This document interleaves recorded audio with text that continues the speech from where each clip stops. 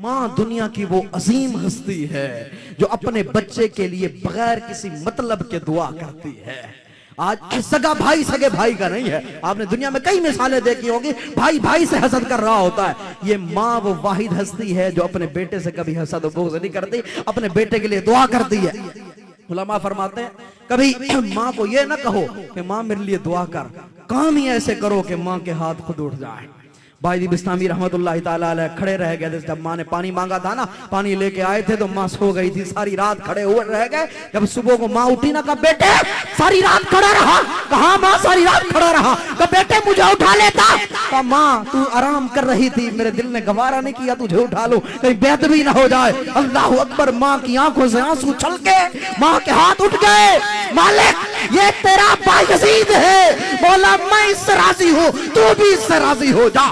آج دنیا ان سے پیار کرتی ہے۔ بھائی بستامی رحمت اللہ تعالیٰ علیہ 12 سال لگے تھے ان کو مکے جاتے ہوئے۔ کتنے؟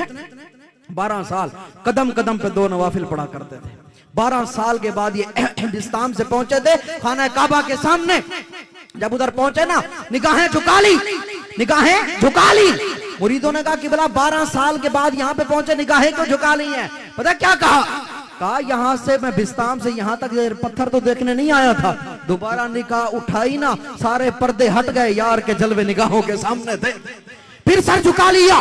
مریدوں نے کہا کہ بلا اب کیا معاملہ ہے؟ کہا میں اتنی دور سے صرف اس لیے نہیں آیا تھا کہ صرف کعبے پر دیدار کر سکوں۔ جب دوبارہ نگاہ اٹھائی نا، جہاں دیکھا وہاں یار کے جلوے تھے۔